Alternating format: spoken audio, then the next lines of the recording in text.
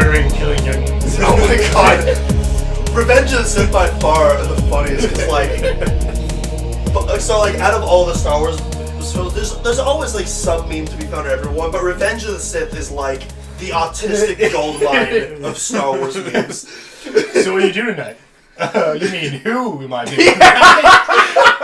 No one. I'm free. What's up? The Palpatine versus Windu fight alone. Oh yeah. There's like 7 different memes in that fight alone. And almost everything Palpatine says is a meme. Unlimited power. Master Windu meme. Yeah, me. I am the set meme. It's treason that meme. The sheep spin meme. Master Skywalker. Oh my god! When he starts telling the tragedy of Darth Plagueis the Wise, everybody copy and pasted that and just spammed it in the chat. Oh dude, it's so funny. Everybody, welcome to episode 3 of Talk Shit. Hopefully it'll be actually better than the episode 3 we're talking about right now. Oh, dude, I love episode 3. Episode 3 with Daddy Palpatine. Yeah. Daddy Sheev. Welcome to episode 3 of Talk Shit. I'm, of course, your host, Reese. It's Sack Attack, Zach Mitchell back. Just Dario. That was a very delayed response. We don't have these opening responses down yet, okay? No, we're still working on it. Okay. I'm still working on it. Like that was off the fly and horrible. I don't know what I said. Hey kids! It's Dario! How do you do, fellow kids? Yeah. But, as usual, we start this podcast off with talking about all the materialistic bullshit we've bought. So, Zachary, anything you've bought recently? No, but I did receive stuff because Christmas was just around the corner. A few weeks ago. So, I got a few movies. I loved Southpaw. You haven't seen it, it's the one with, I can't remember his name. But Boxer, really good movie. Jake Gyllenhaal? Jake Gyllenhaal. Gyllenhaal. Good movie, love it. I got that. Pop Star, Never Stop Stopping. I want to see that it's so funny bad. Shit. I loved it. Man from U.N.C.L.E., one of my favorites. Ooh, that's a good one. I didn't see that, but I heard a lot of good reviews. It's really about good. it. I love it. X-Men Apocalypse. It's alright. I have Days of Future Past, so I wanted this one too. And my guilty pleasure right now is Teenage Mutant Ninja Turtles. Out of the Shadows, the new live action one. Yeah, I like those movies. So. Oh, okay. And then music wise, I got Darkness and Light by John Legend. It was kind of like I need some more R&B music, so I branched out to somebody I already kind of knew, and this is a great album. And then my brother recommended Blonde by Frank Ocean, so I got that, and that's about it. So, what about you, Reese? Oh, I was going to hand it over to Dario. Oh, then but... Dario, Black People First, then. Yeah. I'll sit in the back of the bus. Just a few days ago, I recently bought the Imaginarium of Dr. Parnassus, which was Heath Ledger's last movie. Yeah. I saw that post on Facebook. It's like I saw it, but it was years ago. Yeah. And I really enjoy that movie. Oh, good. It's just sad though, because like there's like a point where like they have to change actors and they change the Johnny Depp, and it's just like at that point, yeah, it's just like that's when I knew that Good thing we don't have that problem with Leia. Saying that now.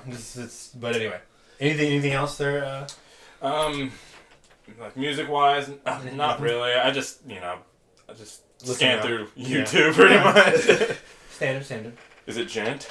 No, but does it gent? But does it gent? And is it above 4'4", right? Yeah. Is it literally anything but 4'4"? I haven't really gotten anything in the music and film department. However, I did add a couple of new musical items to my agenda. I got the Rogue One soundtrack for Christmas, which I actually... We'll be talking about Rogue One later, in case you couldn't see the title of the video. Spoiler alert. I actually did like the Rogue One soundtrack a little better than the Force Awakens soundtrack. I highly agree with you on that, honestly. Anyway.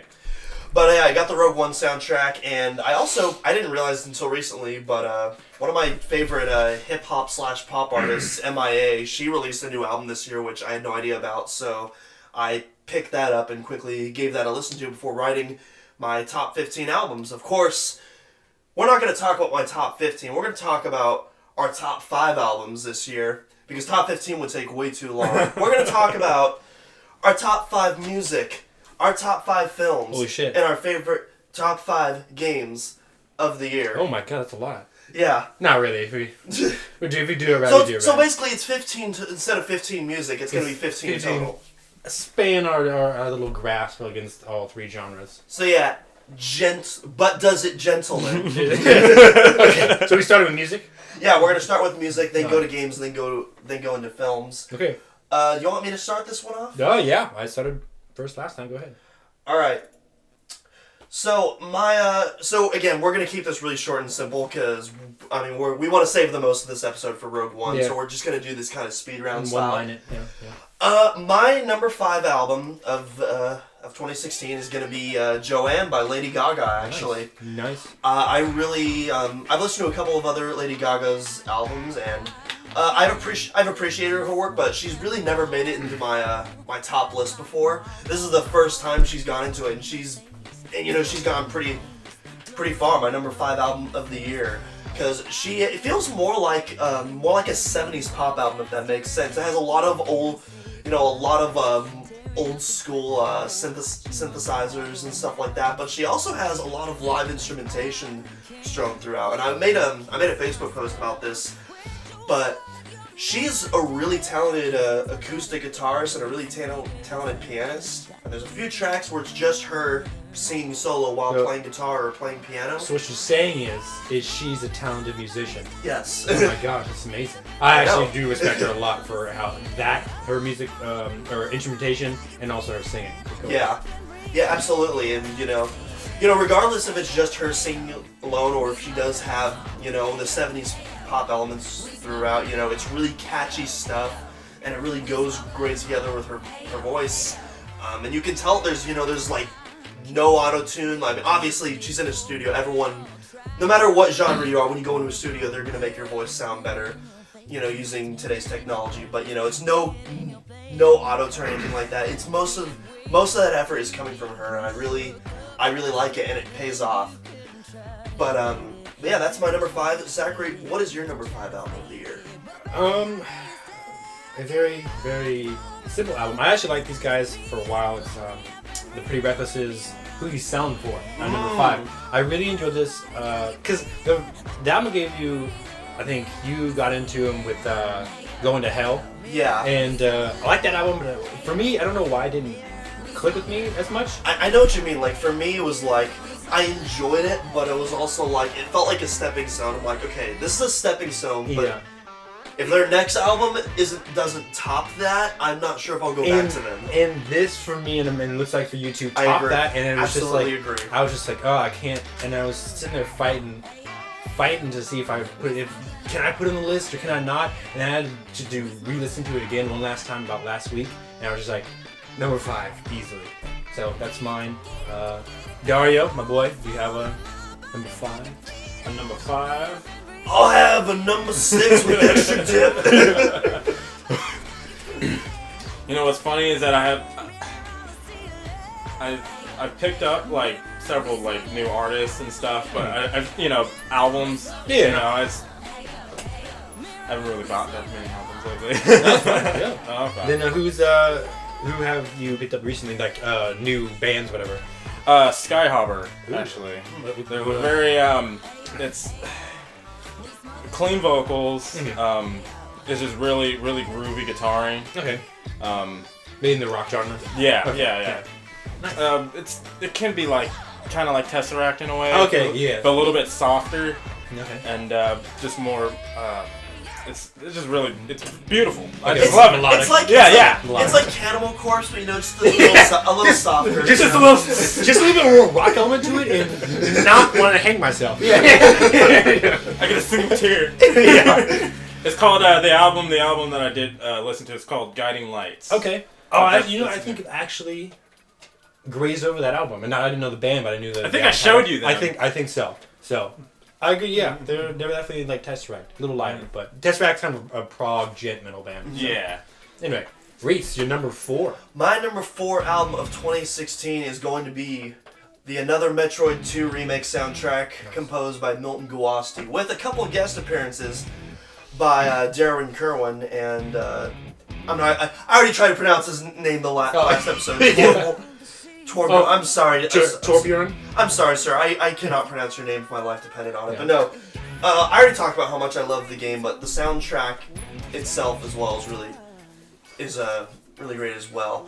It covers a lot of songs previously done in Metroid games. And there's also some brand new original tracks as well, such as Ancient Power, another track, which is, again, our intro and outro theme, another track I talked about in our last episode.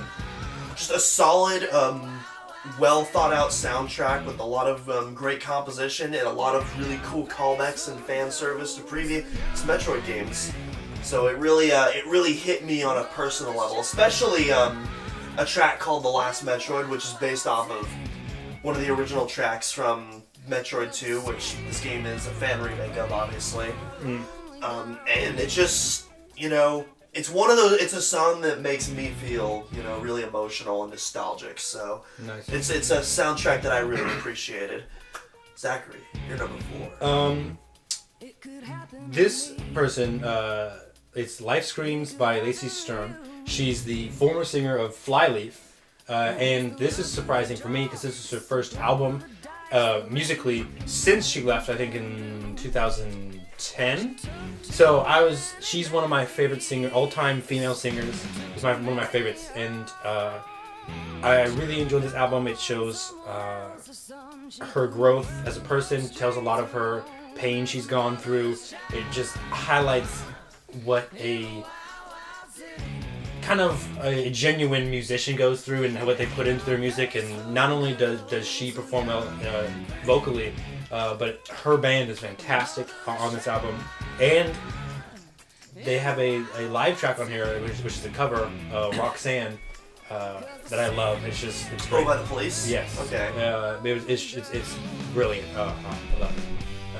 I'm curious to hear that now. Send me a link through Facebook. Okay.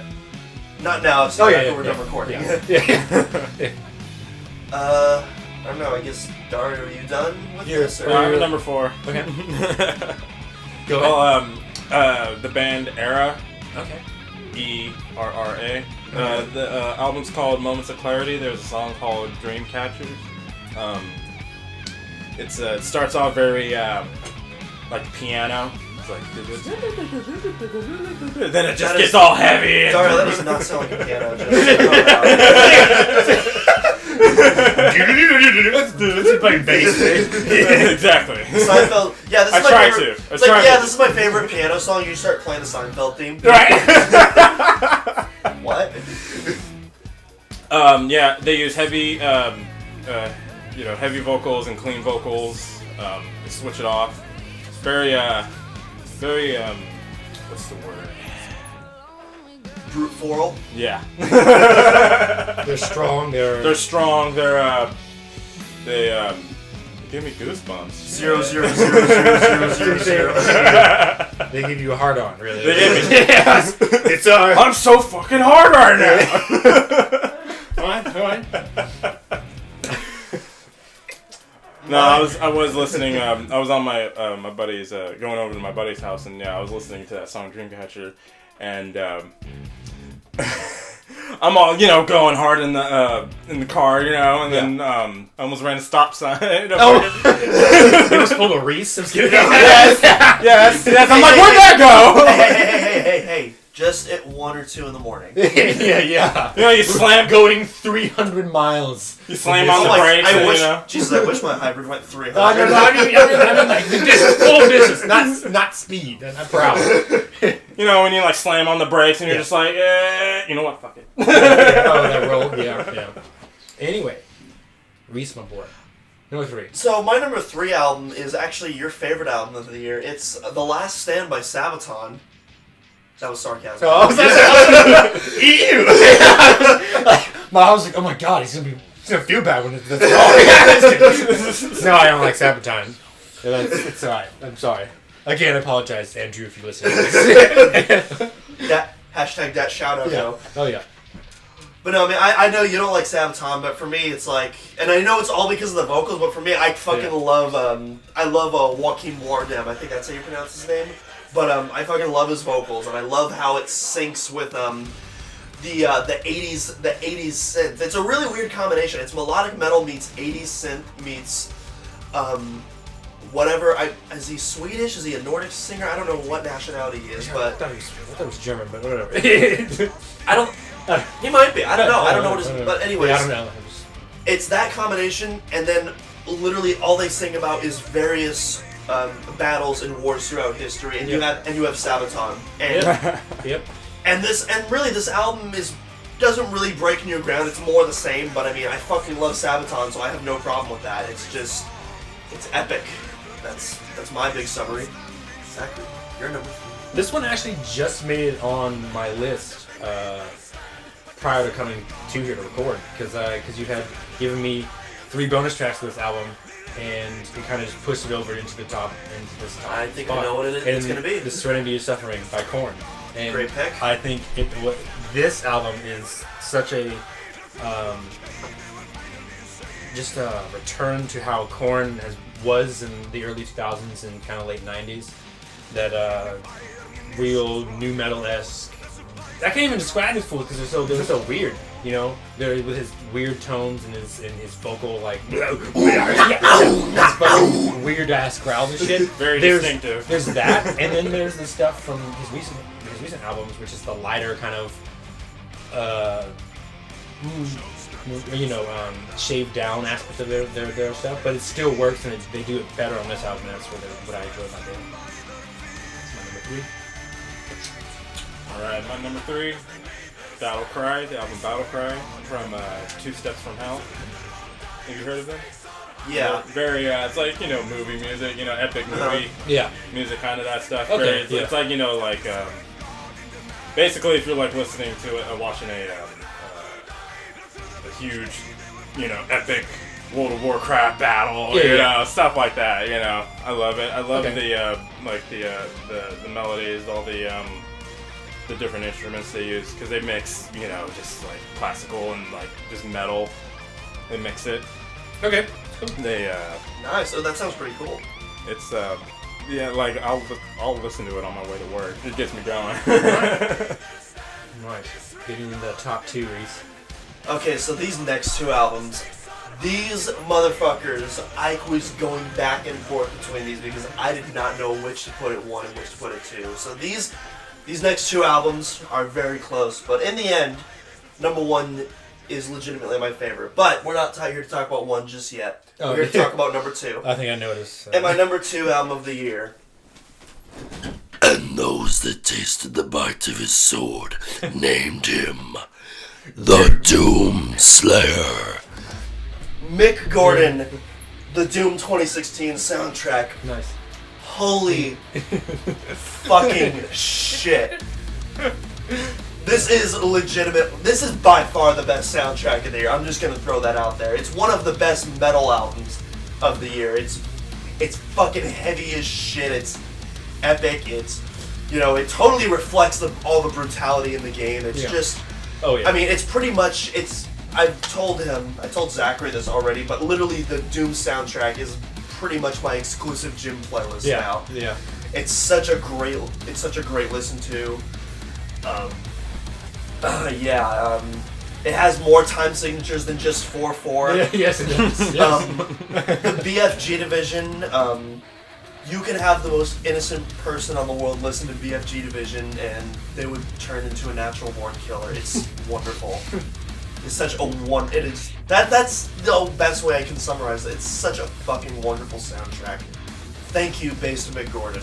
Zachary, you're number 2. It's on the opposite scale.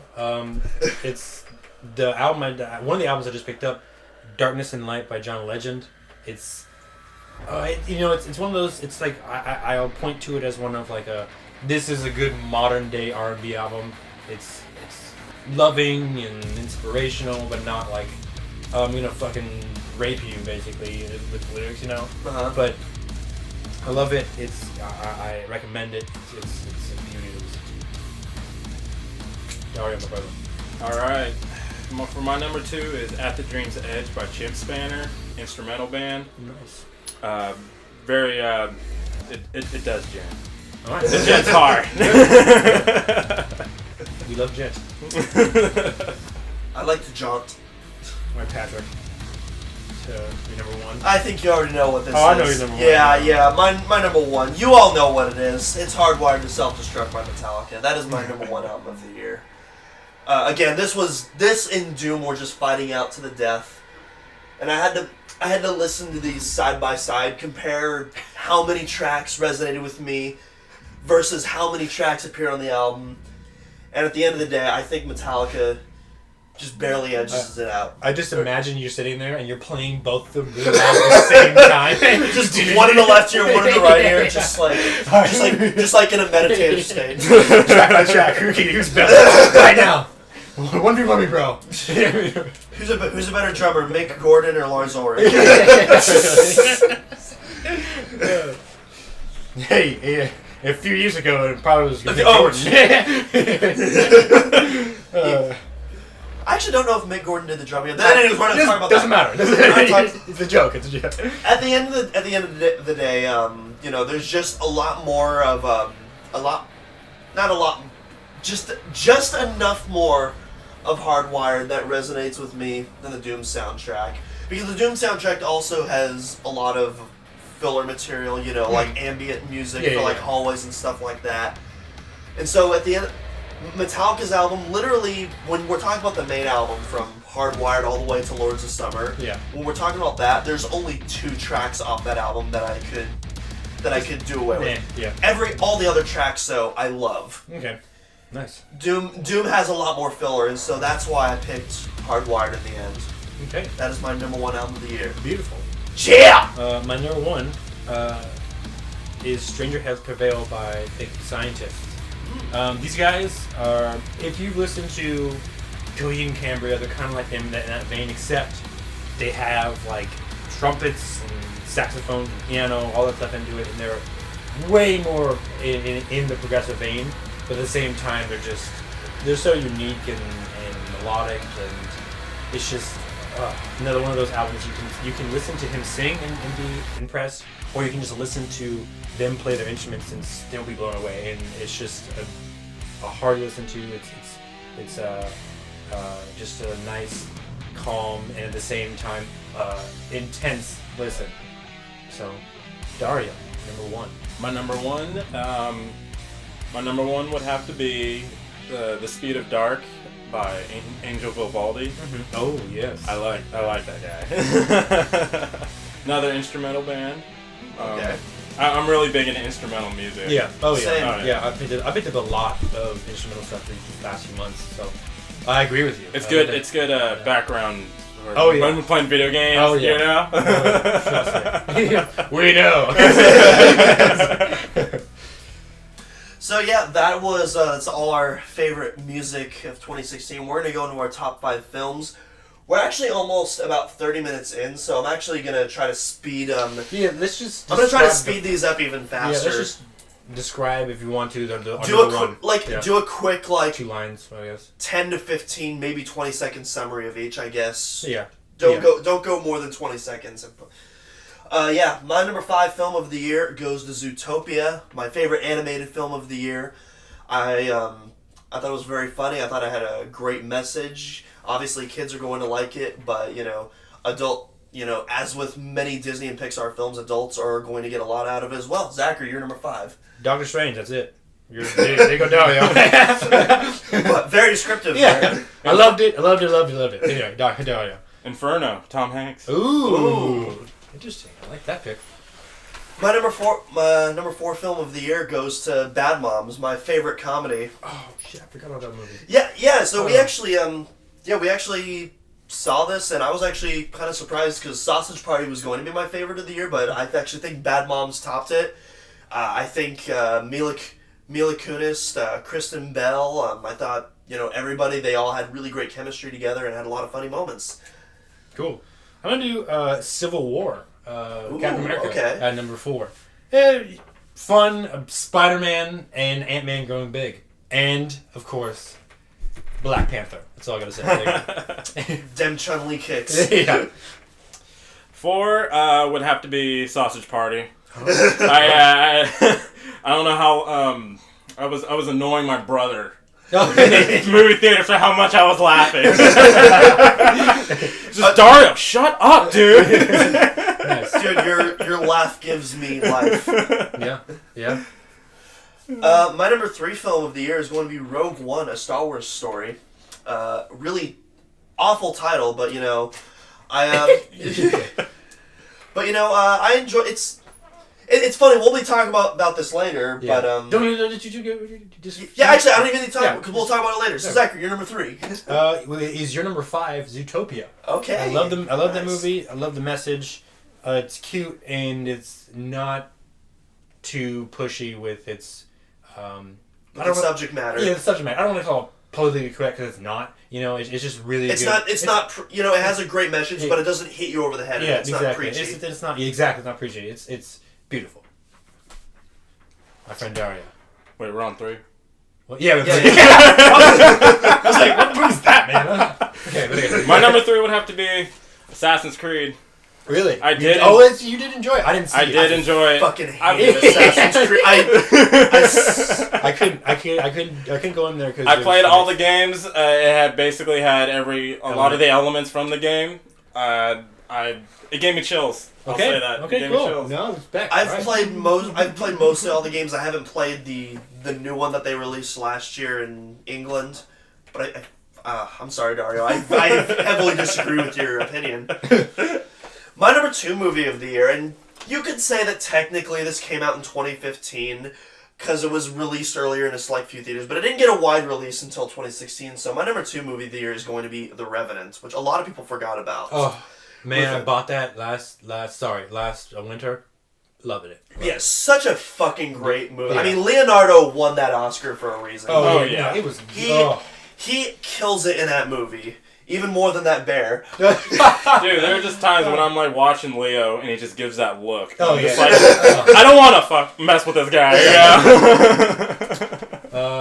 The Jungle Book. I haven't seen that yet. I really enjoyed that. Jungle Book was good. There's those movies where they try to go live action and it doesn't work at all, not even close. But this one was one of those. It didn't even kind of feel okay. It was just a really, really good movie, and I think that's it's good. Go ahead. All right, I would have to say number 2, The Blair Witch Project. Okay. I did see it. It was just me and 2 other people in the theater.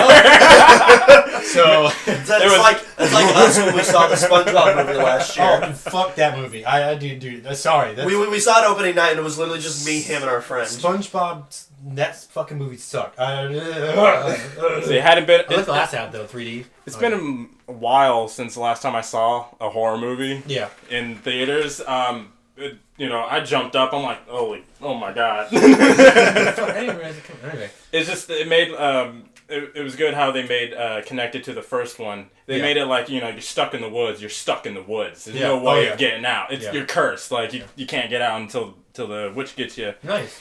And that reminded me of that the one movie where they're stuck in the. Oh, sorry. My bad. No, you good, fam. Number 1 film of the year, Civil War. I already talked about my thoughts about it on the first podcast, but yeah, it's my number 1 film, so you could say that I really enjoyed it. My number 1, a movie you can't fucking describe whatsoever, the Swiss Army Man. It was odd and great, and I just can't. That's the best way I can describe it to you.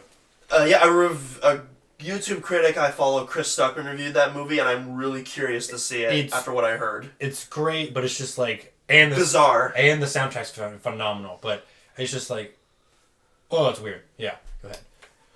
Number 1, Rogue One. All right, for me. All right. That Vader scene at the end. Pushed it over the top. I swear, man. a lot of people choked on their aspiration. Oh my god! I'm just like grabbing on my brother. Just that fucking that choir in the background.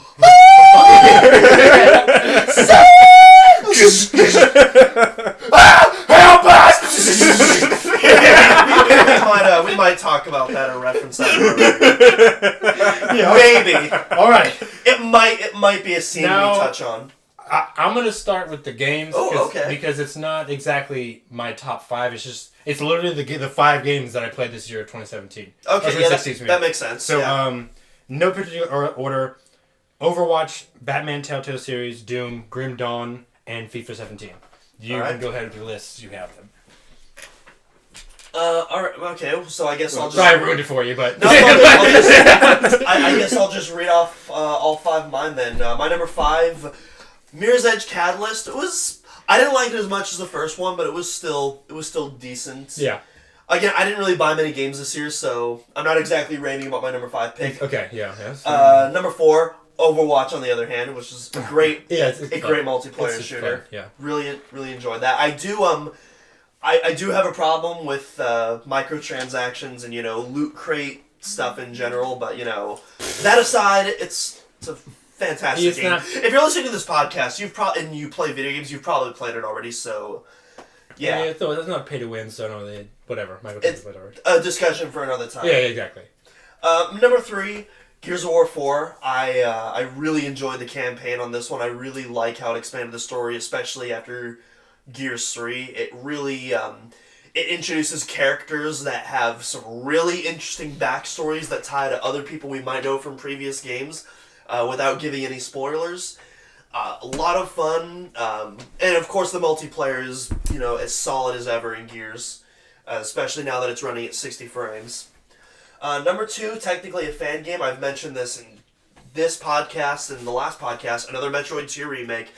If you love Metroidvanias, if you're a fan of Metroid, go play this game. It's free on torrents. Phenomenal. Get the soundtrack. They're both free. Number 1 game of the year. This won't surprise anybody. It's motherfucking Doom, 2016. Doom was it's great. One of the best first-person shooters I've played in like the last 4 or 5 years. It captures the essence of old school Doom as well as all the modern advancements we've made in recent years in first-person shooters. It combines them together.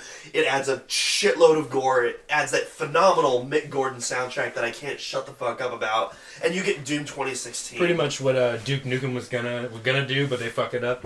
And exactly. Pretty much. Yeah. Darwin, your top 5 games. Alright. Unfortunately, I'm stuck in the PS3, Xbox 360 land. No, hey, whatever. Doesn't matter. Alright, cool. I did play, what did I play a lot? Final Fantasy X Remake. Ooh, nice. That is pretty much my number 1 favorite game of all time. Okay. Beautiful. So a couple weeks ago, this small indie movie called Rogue One came out that a couple people saw, I guess. Yeah, a couple people. And we're going to talk about it now. Yeah, we're going to talk about it. So, this is really interesting, because when Zachary and I, we saw this opening night, and we came out of the theater, we talked to each other about what our thoughts were, and this motherfucker said that, this is better than The Force Awakens. I still think it's slightly better than The Force Awakens. I thought you changed your opinion on that. I did a little bit. It's weird, because I thought it was like hands over fists better than it, and then after I saw the 2 other times, it was kind of then it's kind of equal. And then I thought about it more. Then at the 3rd time, I was like, I fell asleep during the 3rd time, so that just drops below Force Awakens, because I can watch Force Awakens a lot. But the problem with that is I have a really big issue with The Force Awakens' opening lines, like all the lines. It just feels kind of choppy at times, and then like cringy, especially when they introduce Finn's name, how they get his name. I was like, I like the name sequence. It's cringy as fuck, and so that's a big problem for me until they meet up, or Finn and Rey meet up, and it's just that kind of derails it a little bit for me. So, or equalizes it for me, because the slowness in the one movie and then the script in the other kind of balances it out. So I can rewatch The Force Awakens over and over again, because it's better paced in comparison to Rogue One. So yeah, but does that make sense? Yeah, I understand what you're saying. Yeah, basically for me, because you've seen it 3 times now, right? Yeah. Yeah, I've seen it twice. My thing with Rogue One is the first 45 minutes I think are awfully paced. You can tell where a lot of you can tell this is where most of the reshoots were, just because a lot of things don't mismatch. You're going to and from places like at light speed, for lack of a better term, and everything just feels off. However, after the gang, I talk about them like they're Scooby-Doo characters. After the gang lands on Jeddah, I think after that, that's where the movie starts to gain traction. And then from that point on, the movie starts to pick up pace. And then by the time you get to Scarif, it's just insanity. I do think the Scarif battle is the best. The space battle in particular is the best space battle that we've ever seen in a Star Wars film. So good. I mean, the CG on the ships is phenomenal. We'll be talking about some CG later on. We're not. You didn't think we were just gonna skip over that, did you? I did actually. Yeah. We shouldn't be talking about that. Well, it is a spoilers review. Yeah, this is going to be a spoilers review. So if for some reason you haven't seen this movie, you get the fuck out of here right now. You haul ass like the Death Star is about to blow your ass up. But anyways, no, the space battle, the CG on the ships is phenomenal. There's a lot of Easter eggs I didn't like and I thought were ham-fisted, but the Easter eggs where they use the outtake footage from A New Hope so that they could showcase the pilots inside the X-Wings, I thought that was a really cool Easter egg that they put in there. You could see I think it was Rogue Leader or I can't remember. Gold Leader. That's what it is. And Red Leader. Yeah, Gold Leader and Red Leader. I thought that was a really clever Easter egg, unlike some of the others in the movie. But we'll talk about that when that comes. I really especially like the camera angles that Gareth Edwards and the director of photography used to track the different ships. That was one of my biggest highlights that I talked about when reviewing the movie for the second time, is because there's this one shot in particular where the camera, it almost feels like a NASCAR track. There's two TIE fighters that are coming to attack the Admiral Radis' ship. He's the Mon Calamari guy, the Black Admiral Akbar. Not Admiral Akbar, that guy. Yeah, there's 2 TIE fighters that are attacking his ship, and the camera is still, and the camera's like. The ties go right towards the camera, and the camera just whips to the side right as it comes across, almost like the ties are blowing the camera to the side, even though there's no wind in space. But you know what I mean? Yeah. But no, there's really cool, clever shots that you just don't see in Star Wars films, and it makes the battles seem much more intense, fast-paced, and active. And so, that really contributes to why I like that space battle. And then, of course, the entire Scarif sequence in general I like, except for the AT-ACTs. Don't you dare pronounce them AT-ACs. Looking at you, Zach Jensen. Judging it, you piece of shit. I'm just kidding. Fucking pleb. That shout out. Yeah. But no, the only thing I didn't like is how they're right when the AT-ACTs are introduced, they're posed as this huge-ass, intimidating threat. Everyone's retreating. And then, 10 minutes later, they're all destroyed. Just instantly. And you compare that to, Empire Strikes Back when the AT-ATs are storming Hoth. 2 of them get taken out. One of them by Luke, a fucking Jedi of all people. Yeah. And there's still 4 or 5 remaining, just slaughtering the rebel base in Hoth. We're still here. I mean, you can tell the difference between the speeders, and the damn X-wing. Well, obviously there's a difference between that, and AT-ACTs are less armored than AT-ATs from a canal. But my point is, I thought it was a bit underwhelming. I wanted to see more Imperial Walker action. That's what I'm saying. Yeah. I wanted to see more rebel scum slaughtered by my favorite 4-legged vehicles. I wanted to see more. My favorite masked villain. I wanted to see more people choke on their aspirations. Yeah. When you first see him, that was what planet was he on? Mustafar. That was Mustafar. Okay. Yeah. So it was funny when I first saw that. I actually thought that was Solus, which was portrayed in the last year's Battlefront game. But it was confirmed. I can't remember if it was in the art book, but But basically, it was confirmed that was indeed Mustafar. Yeah, that's what And it's really cool because it actually overlooks the location where he didn't have the high ground on Obi-Wan. Yeah. He got his legs chopped off. Spoiler alert. One leg! Oh, and his left arm. Yeah. There you go. Yeah, stuff. Okay. Yeah, beautiful. That's the first time we see him. Yeah. It was the I like the location, the tower. That Yeah. tower was huge. I was like, it was very just very dark menacing. side. Yeah. Very dark side. Yeah. We're gonna build a tower and we're gonna make the rebels pay for it. It's gonna be tremendous. That's. I liked I know a lot of people didn't like the pun. I loved it. It was. Yeah. People were like, "Oh, that's totally not Vader," and I'm like, on the opposite spectrum. Like, that is the most Vader thing. Well, so for me, I stand by it as I accept it as Vader saying it, but I just don't feel like it was the right pun. Because you look at like, I find your lack of faith disturbing, or apology accepted, Captain Nita. You look at those type of ones, and it's just like it's a little bit more menacing. And this one's really towards the joking side of it, more what we saw when he was Anakin, more so than him being Vader. I think the thing was, it wasn't the pun itself. I think it was more so the delivery. Yeah, I think because the thing is, we have to remember, James Earl Jones is in like his 60s. Maybe is he in his 70s now? I'm pretty sure it's 70s. Let's see. Yeah. Yeah, IMDb that shit. Let me The funny is looked it up too. But point is like, he's old. His voice has changed a lot. He's not gonna sound exactly the same as he did, back in his glory days. Oh, no. So I feel like if young James Earl Jones voiced it would have sounded more, classic menacing Darth Vader, but because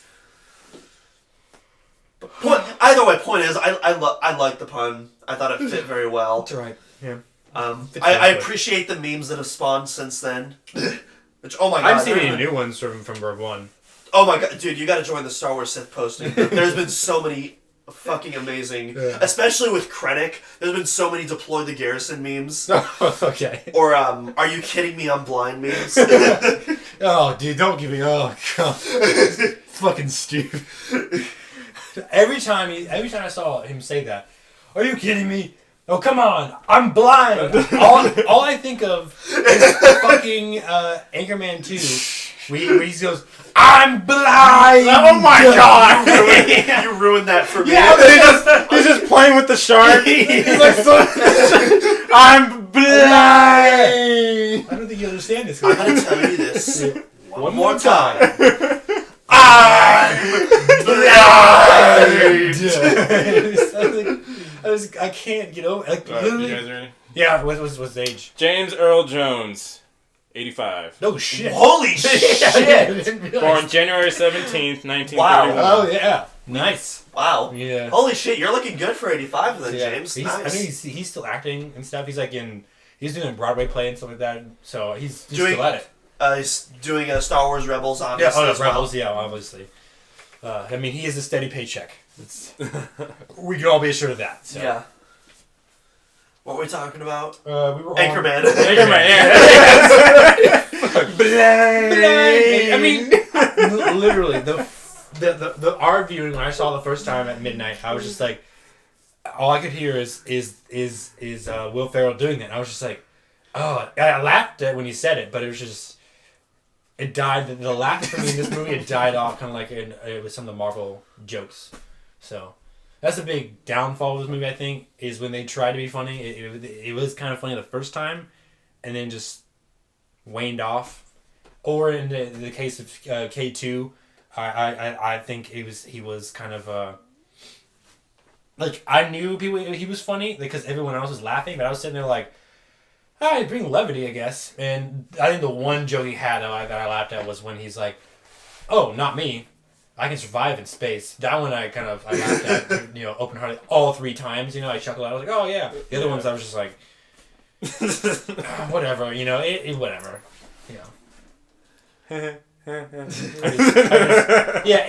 I feel Star Wars Rogue One, filmed in front of a live studio ostrich. Yeah, exactly. Yeah, they're trying to make fucking... I actually, I enjoyed the humor, but then again, I haven't seen it as many times as you have. It's just...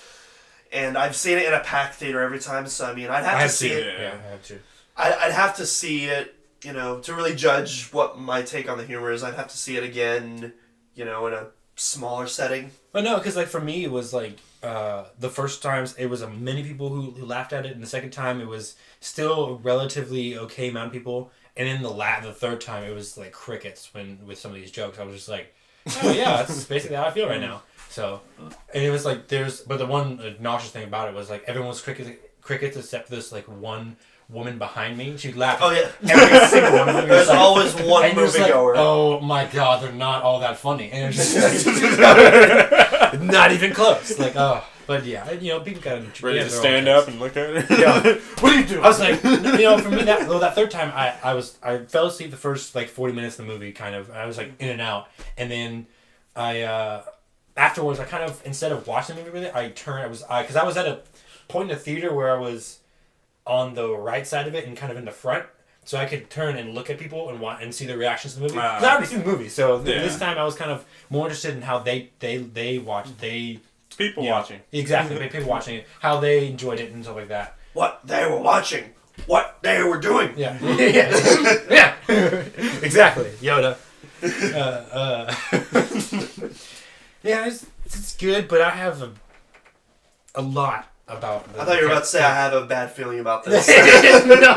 No, I had a bad feeling about it. No, I got a bad feeling afterwards. Yeah, I didn't go in having a bad feeling. So, I just the character.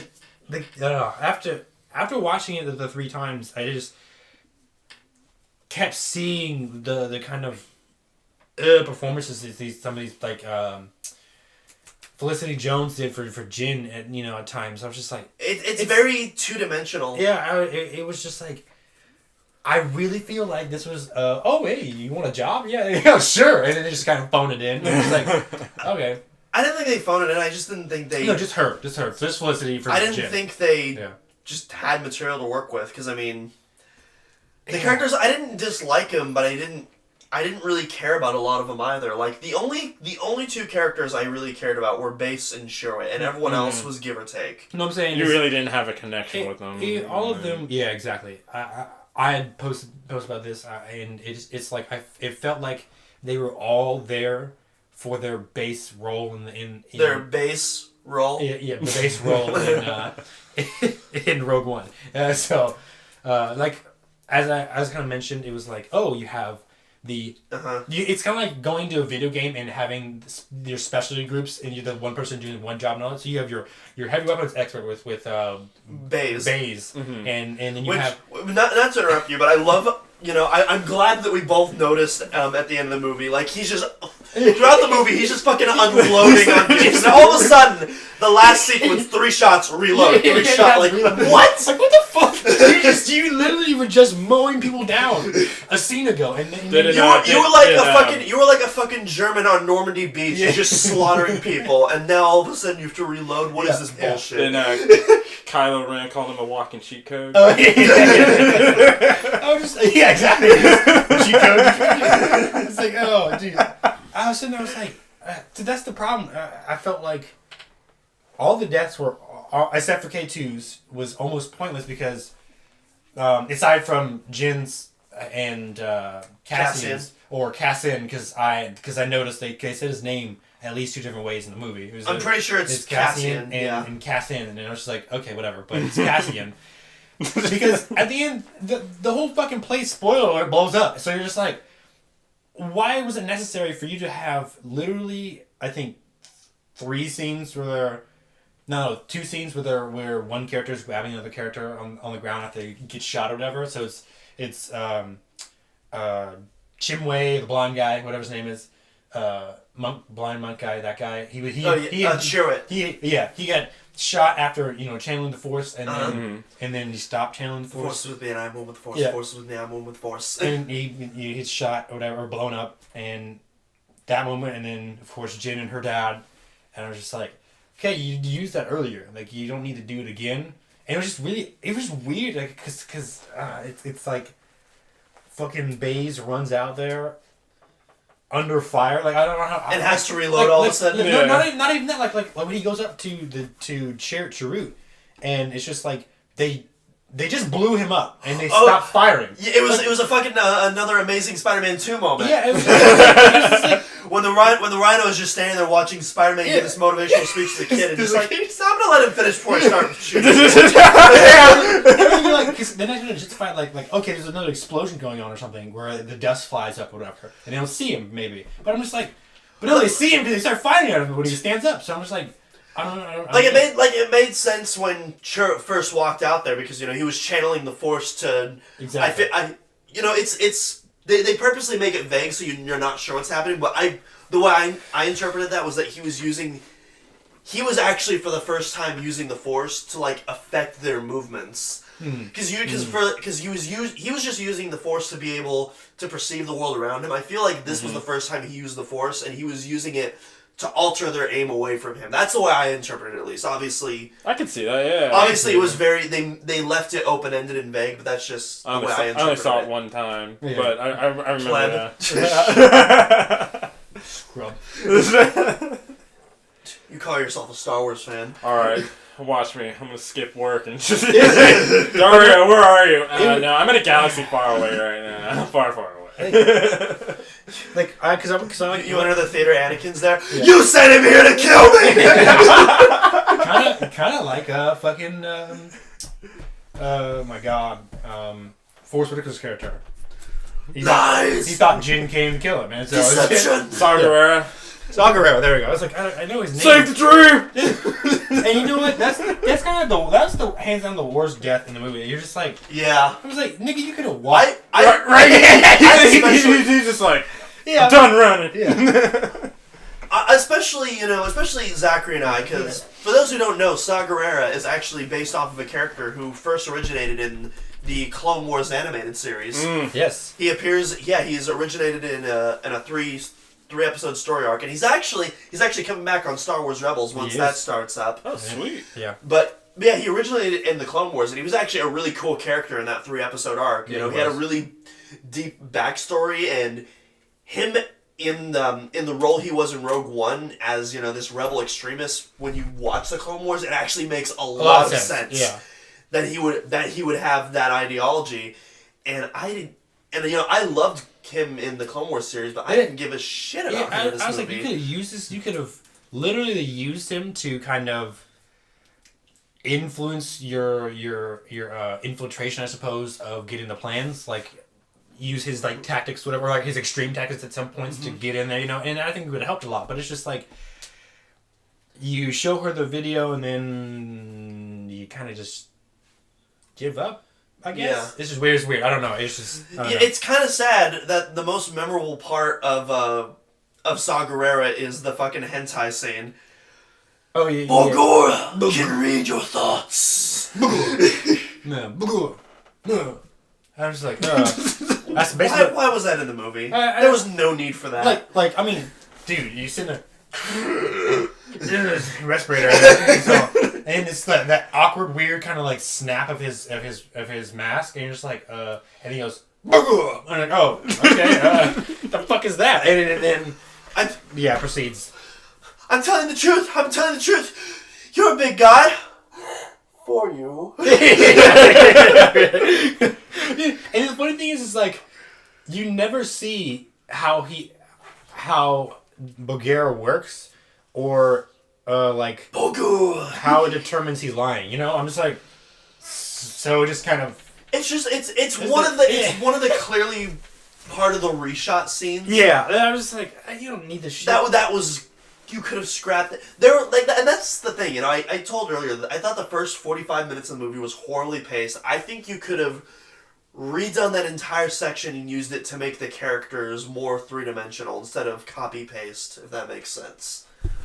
Yeah, it does. Because man, I was really intrigued by Cassian. Exactly. I wanted to see, because I really like the whole thing in the movie, the whole dynamic where they made the Rebel Alliance more nuanced and less black and white. Yeah. it started off with Cassian when he shot his informant, and I wanted to see more of that. I wanted to see backstory. I wanted to see an internal struggle of him, regretting decisions, but having to live. I wanted to see more of that, and they show it for 5 seconds, but then they move on to another scene, showing something else for 5 seconds, move on to it, and I could forgive it a little more if it was important scenes that we have to get through, but a lot of it, like the hentai scene, is just totally unneeded. Yeah, I'm just like, okay, thank you. Like another thing, when they rescue Jin from the Wabani Imperial camp, we know it's an Imperial camp because it says so on the screen, but it's another example of telling without showing. It's another thing. It's one of my biggest complaints with the prequels. Actually, they did a lot of telling without showing, and they kind of. And I'm not saying Rogue One is a prequel movie. Well, technically, it is a prequel movie. Well, I mean, it's not a George Lucas prequel movie. It's not a Jar Jar Binks prequel. Yeah, it's not a Jar Jar in it. But it's just, was Jar Jar in it? No. No. No, Darth Jar Jar. Darth Binks was not the movie. Yeah, Darth Binks was in it. Still alive? I'd hang myself. But no, a lot of this movie did a lot of telling, not showing. Again, we kind of saw that with Cassian's, but most of it was telling, not showing, with the exception of him shooting his informant and him almost assassinating Galen. Well, and remember when they're in the kind of the fight with the tank and stuff like that, he shoots one of the rebels. Because he's the rebel who throws the grenade at the tank where Jin's hiding from the tank, and I guess that was a little bit different though, because that was an extremist rebel faction. Oh yeah, I mean, but still, he's willing to boom, do because she's part of his rebellion, so anything for his rebellion, So, but yeah, I agree with it, because then afterwards you get I've done bad things after he almost kills, because I was like. It's not even a big deal, really now, because he didn't shoot one, and, they bombed it, but, yeah, I mean, okay, whatever, and then he goes again, they resolve the conflict in, less than 5 minutes. And then it goes on, exactly, and when they go to leave to go to, Scarif, the whole, we've done bad things, the whole group of us, all of us, for the rebellion, it's like, oh, that's cool, thanks for telling us. You could have had an entire 30 minutes of this movie dedicated to showing us. It would have been really cool if they made it to where when they're rescuing her, they're doing all that crazy shit to get to her. That'd be a lot better. But it's just you told us after showing us one scene of it, But I feel like we've talked about a lot of the flaws and problems they have in this movie. Let's talk about something that none of us had a problem with. Take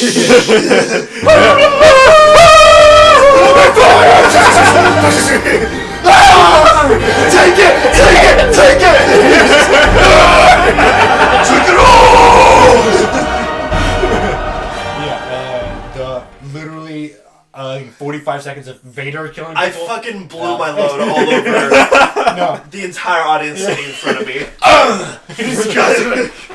No, dude, okay. When I found it today online, the pirated part of that sequence, I watched 8 or 9 times. Dude, I get excited every time where the music just stops, and all I hear is, and his lights are turn on, and he goes, and it's like, oh my god, no, it's awesome, it's great. I think, I was sitting there, I was like, this tone, that whole I'm fucking horrified. These guys are terrified, and he's just like the aspect of Vader where everyone's all scared of him. In reality, you never really see that from Vader in a lot of the movies. That kind of horror. Yeah, that why the fuck are they scared of him? And that moment right there is he can take on 8 of you in the hallway without, and he wasn't even putting that much effort into it. Yeah. I was like, nigga, you could have force dashed to him and got the plans very easily, but he's just like,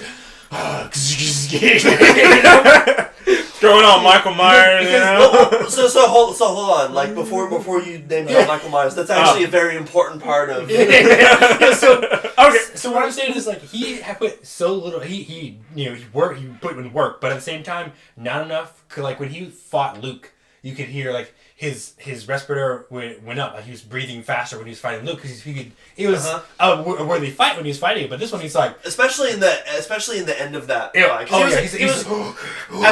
At first the fight was all too easy. Yeah. And then by the end of the fight, he actually had to try. Yeah, exactly. And then this one, he's just like he's just walking, just man. When he fucking blocks it and reflects it back at him, I know his hand. I was just like, oh, dude. So that Empire Strikes Back reference. Yeah. It's just my favorite is when he he force pushes the guy up to the ceiling. He forgets about him and then he remembers on the ceiling and just casually just as he's still deflecting the bolts. Yeah.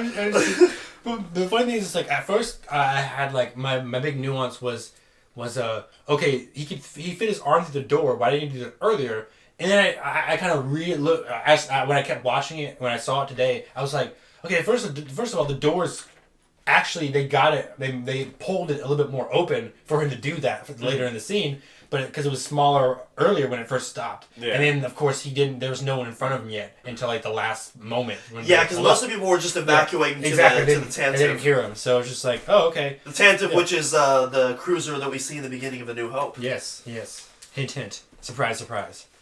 Spoiler alert. Anyways, Dario spoiled something that I really wanted to talk about, my analysis of this scene. My apologies. But I think the thing that makes the scene work so well, it's not even this, which, I mean, obviously it's really cool seeing Vader in his prime just force pushing everywhere and just deflecting bullets like it's nothing, but it's not even the special effects that make the scene. What makes the scene work so well is that he legitimately reminds me of Michael Myers in that he has an emotionless mask and he just menacingly casually walks towards you and he does not stop once. He just keeps he is unstoppable. There's nothing that can bring him down. And that is what, and you combine that with all of the legitimate terror in all of the rebel soldiers, and that is what makes the scene so powerful. That is what makes it work so well. And the unfortunate thing about it is, like, that could have been, for me, like, I was like, that could have been the entire movie if you did it right. Like, you could have had that feeling of kind of, not even just having Vader, because really you have Vader twice, that scene and then on Mustafar, and then it's like, you could have taken out Tarkin, and then basically had Vader being the looming threat of kind of the movie, I guess, and then have him kind of hunt him down. I disagree with that a little bit. I want Vader to be in the background of this movie because I think Krennic and Tarkin were more important to the storylines, which I think Tarkin is going to be a nice jumping off point from this. Yeah. But I agree in the sense that I do wish there was more Vader. More of that Vader. Yeah. I wish there was more Vader. I'm glad that was the only fights. I think that was like the perfect, like, I think that the fight scene, well, it wasn't even a fight scene. They didn't put up much of a fight. Yes, it was sparring. The slaughter scene. They're just like the beginning enemies in a video game. When you fully level up your character and you're just grinding out the lower enemies for more experience. You just look at them, they die. And yeah. Oh yeah, exactly. But it's just, I think I needed more of that feeling of Vader's there and looming, more so than. I mean, he could be the primary threat, but just not like. Like you can still have Krennic and all that stuff, but I just feel like he needed to be in a little more, I wanted a little more Vader, but I know you proposed like Me want Vader. I know you proposed you wanted to see him like slaughtering troops on Scarif, and I don't. Not Scarif specifically, but more like what I loved about this is when Tarkin says, "Oh, Vader will handle the rebel fleet," and Vader shows up on a Star Destroyer. And what I love about that is if you have watched the Clone Wars, you know that Anakin Skywalker was a very, very good general. Yeah. Oh yeah. So he had his own one of his own rebel or he completely deviates from general Jedi Star Warfare. Yeah, exactly. And so it's like he has his own kind of not brutal, but at the same time kind of I don't want to use a pun, but roguish. Like he does things with his gut feeling when he's in with Quick side character. Say the name of the movie. Oh yeah, Rogue One. Yeah, Rogue One. Yeah, exactly. Dude, fuck. Oh my god. I'm just like, how the fuck how does this dude who just lost his mind come up with fucking Rogue One? Like, I'm like, where did he even pull that from? I get it if... What's your call sign? Hentai 1. Yeah. Tentacle Porn 3. I don't know. You know? And it's just like, how do you come... I don't think that title would have been as... as appealing to children. But it's like, you could have had a conversation... Very appealing to weeboos. Yeah, you can have a conversation where they're like, oh, I guess, you know... We gotta go on a rogue mission. It's a horrible line. We're gonna go on a rogue mission now. And then... What is this, some kind of Suicide Squad? That's basically what that scene was. Basically. It wasn't as bad as that, but still. But it's just like, he was like, oh, I know it's coming because it was in the damn trailers. And then it's just like... I didn't know it was coming because I only saw this. Oh my God. The celebration trailer. Say something. You're just like, why? Why do I need to say that? This is fucking leave. This is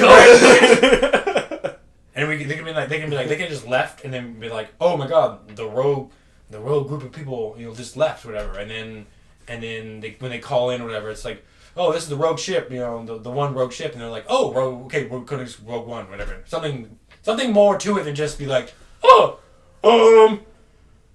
Rogue One!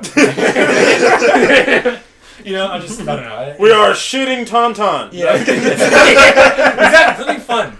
We're XXX MLG Pussy Slayer 420 XXX. It's just like, I mean, yeah. We're going to Scarif to fuck your bitch. Okay, but what I love and steal your Death Star plans is both the unique pieces on how the Death Star blows up stuff, because both shots were different. Yeah, because you have on Jeddah it was just the fucking huge shockwave of terrain and ground and mountain stuff. That is really cool. That and then, fire. Exactly. Then on Scarif it was like a straight up nuclear blast. Exactly. And there's this really cool kind of contrast you can get. It also makes sense. Didn't they like shoot in the ocean? Exactly. Yeah, exactly. That's what I'm saying. It's like a cool. It makes sense that it would look different because you're dealing with different. It's basically a different terraforming. Yeah, exactly. And I was like, that's cool shit, man. Yeah. Which I also like that they didn't straight up blow up the planets, because it makes sense with A New Hope when they're interrogating Leia and he says, I think it's time we finally demonstrate the full power of this battle station. So it makes sense that they wouldn't just blow up planets in this movie. Yeah, I was like, because when they first mentioned we should, try it out, I was like, they first tried it out in A New Hope, how is it going to work? And they're like, oh, single reactor, we're not gonna fire the whole thing. I was like, oh, okay, that actually satisfies me. I'm fine with that. It's beautiful. It's beautiful. Yeah, basically, yeah. We stand amidst my achievements, not yours! Yeah. So I was like, damn, dude, Tarkin, what the fuck? I was like, but man, Speaking of Tarkin. Yeah, I like the CG. For me, I usually, no matter how good it is, I typically, like, in, I think Winter Soldier, what's her name?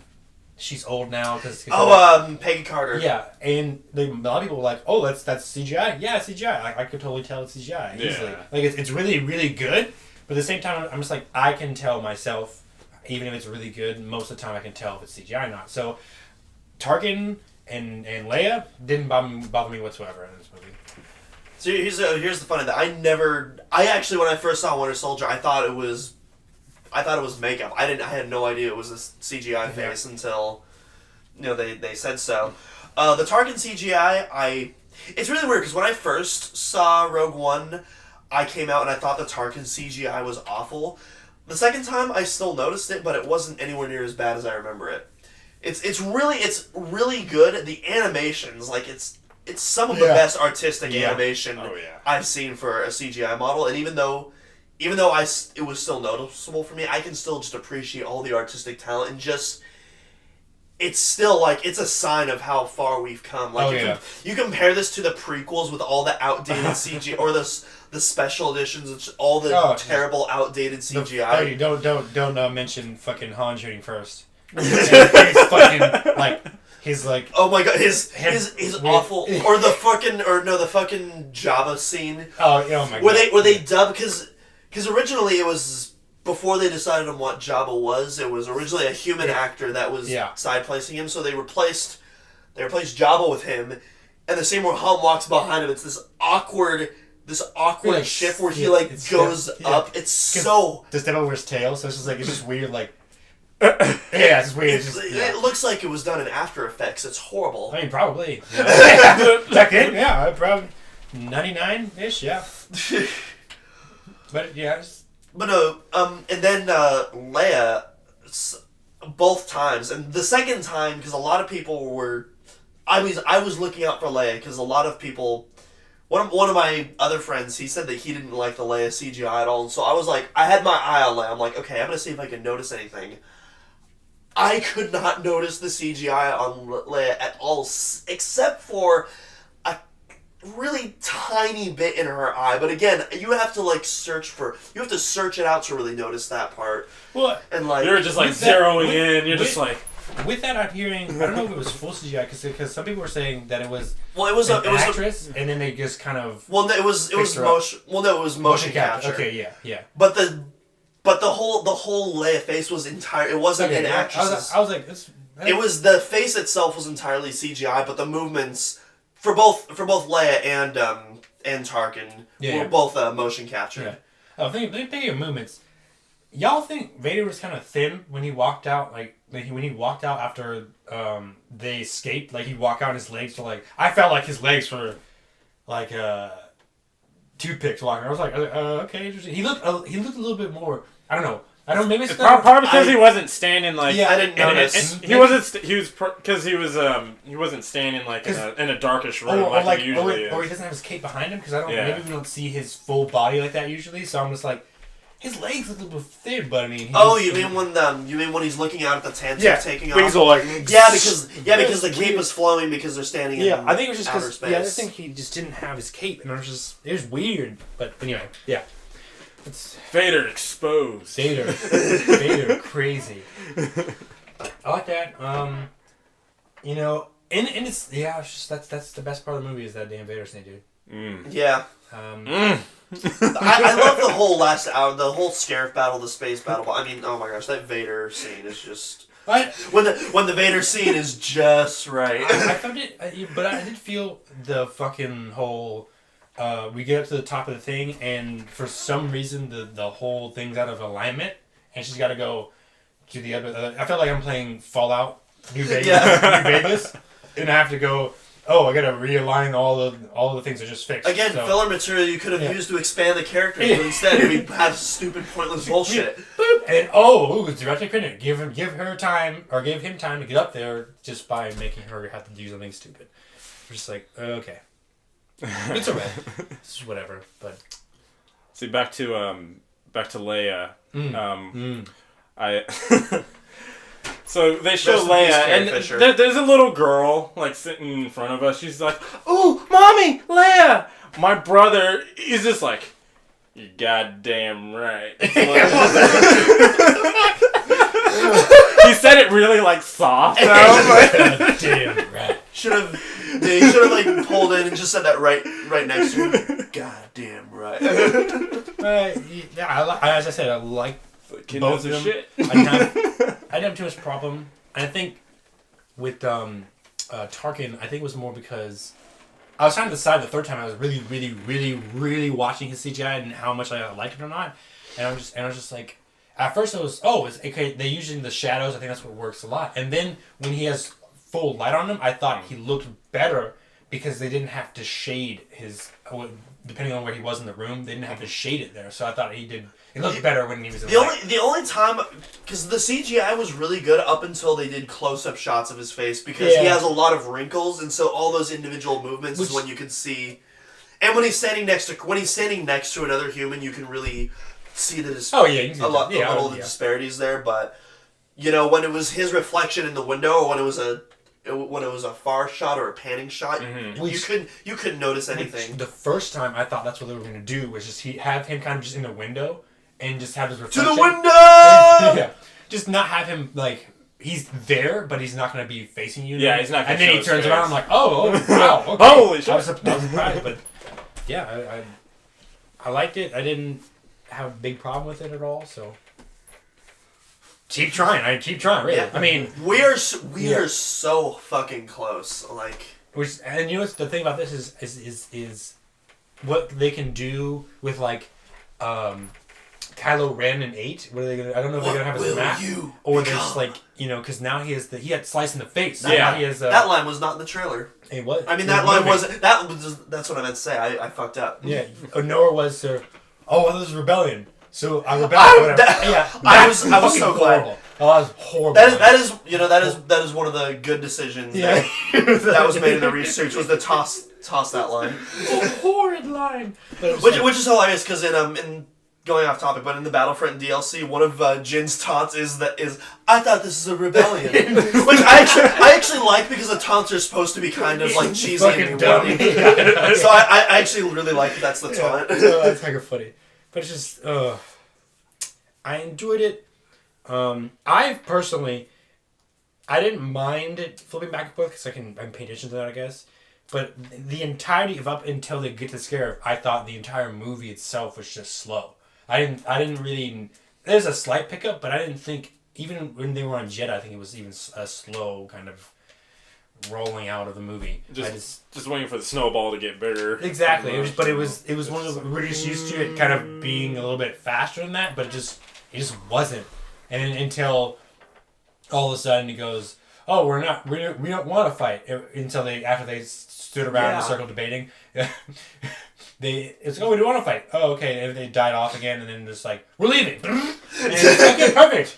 Skyrocket at a climax. I'm just okay. The last 40 minutes I timed it, which is literally when they land on Scarif and they open the doors. From that moment on, it's about 35 minutes to the end of the movie. So that 35 minutes is fantastic. In the sense that's actually really cool because I thought that whole Scarif thing was like an hour long. So nope. if it's only 35 and it's an hour long, that's pretty cool. Yeah.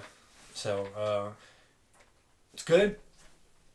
But as I said, it's one of those movies. I'm not gonna look forward to. I'm not looking forward to go out and buy it, but I'll buy it because it's part of the universe. Well, I mean, my whole thing is that I haven't bought any of the Star Wars movies yet, but I will after all the movies have come out because I want to buy them all in a box set. But assuming that I didn't, I mean, I really enjoyed the movie. I'd give it a solid 8 out of 10. Okay.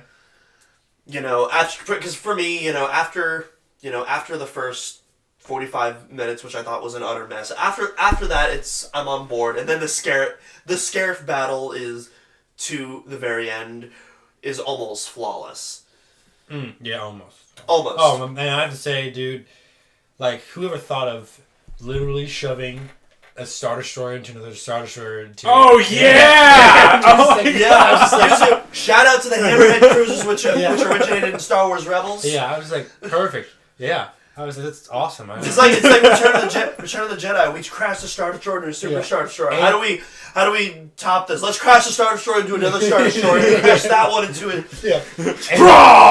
When your girl lets you try anal for the first time.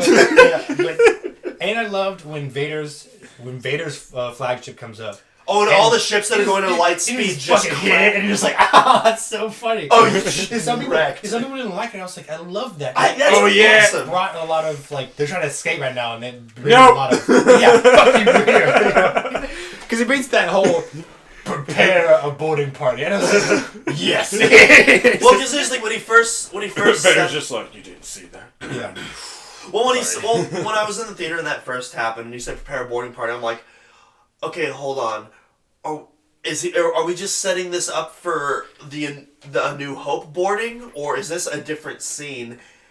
And then I saw that he was born in the Mon Calamari ship. Right when that happened, I'm like, oh shit! I was like, please don't end here. I was like, Oh, don't do it, because that one moment where everything just kind of stops and it's just dark, and then until you just hear his mask. Oh, I knew they weren't gonna end it there. I was like, please don't. And I knew they weren't gonna end it there. Just like, oh, I died. I lost a life right there. Yeah. No. Well, you didn't die, but those rebel soldiers, they fucking died. Fucked up, dude. Oh, dude, I can't. I'll probably watch that more than I watched the movie. Right? I mean, I've already done so. I've watched the movie 3 times. I've watched that scene 9 times. So That's your favorite part about the movie coming out, because then someone will load a high quality clip of that, so you can watch the high quality version exactly of that scene over and over again. Someone comes over, hey, you seen Rogue One? Yeah, okay, we're just gonna watch the last part. We're gonna watch that one part. when we fucking do our inevitable Star Wars marathon to episode 8, instead of watching Rogue One, we just watch that scene. That's what I'm saying. You don't need to watch Rogue One because that sums it up. He kills. He once from him boarding or them downloading the disc, and then trying to get there. Well, I think you can. Leia. Well, I think if you want a good summary, you can watch it from Scarif. When they land on Scarif to the end of the movie. Oh yeah, basically. The rest of the movie you can. You don't want to sleep, dude. I'm telling you, I was like, although man, this movie be over. although the plot point with Galen are the one thing I do like about Rogue One, and I think you had him as a teacher. I didn't, but John Hastovic. Oh yes. Yeah, you know my boy John Hastovic. That shout out. He liked Rogue One a lot more than definitely. It is funny because I kind of posted Dagan in my thing, and he goes blasphemy. Lies, deception. For me, I was like, I laughed because I was like, I didn't talk about the plot. I just talked about the characters more so. So I was just like, but anyway. But no, fuck, I forgot what I was gonna say. Shit. About Generoso. And Generoso. Oh yeah, so John Hastovic, one of the things he liked about the movie is he said he liked that it made A New Hope a better film, and as someone, I actually agree with him, 100%. because for me, A New Hope is my favorite Star Wars film, and I 100% agree. It totally Rogue One just completely makes A New Hope, especially one of the biggest complaints with A New Hope, myself included, is that how the hell did how did the Rebels find a Death Star weakness so fast? And second of all, how did the Imperials not know about this weakness in their plans? Know this. Mm-hmm. And it was funny because a lot of people were joking like Death Star was an inside job, and after this movie, it was an inside job. Okay. And it makes sense. And it made I watched this video today online. It was really short, and it was like it was a theory, but it made a lot of sense. It made Vader's opening sequence in A New Hope that much more kind of gave him a little more character, because that's the only time he even pointed out. He was like, that's the only time Vader's yelling. Like that one thing where he's trying to get the plans, he's yelling at everybody. That's the only time in all of Star Wars he's yelling. And we know why, because he's pissed. One, because he couldn't get to him himself, and then with the rebel dude is sitting there like, oh, I don't know anything, dude. He's insulting his intelligence, and he's like, I know this is and especially Leia, where she's like, I don't know what you're talking about. I'm a member of the Imperial. Yeah. You're a traitor and a rebel spy. You're part of the Rebel Alliance and a traitor. Traitor!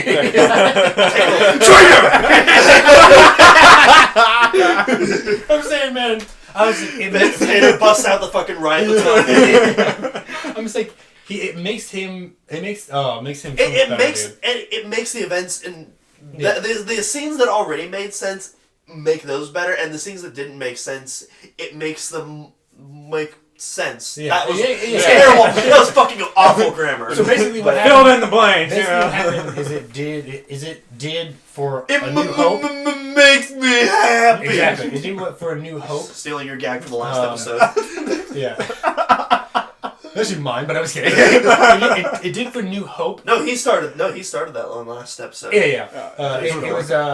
It did for what A New Hope New Hope did for Empire Strikes Back. It's like Empire was good, but without New Hope, you wouldn't understand any of this. Oh shit. yeah. And so it's the exact same thing with this, except of course A New Hope was kind of the. It came out first. What? Yeah, right. I mean, the first Star Wars, of course, but a Star Wars movie where they released the sequels before the ones before that. What? Impossible. No. That's not true! That's not true! That's impossible! Anyway. No! The season of Star Wars. That's going to be it for the coming years. Is that December area? Not Christmas Eve. Fuck Christmas. It's all about Star Wars. Christmas, whatever. You can, if my job, they can work me on Christmas, whatever. But Star Wars Day, that's my day off. May the 4th and whenever day the Star Wars movies comes out. So perfect. So yeah, we're approaching the end of our podcast now. We're at the hour and a half mark. All right.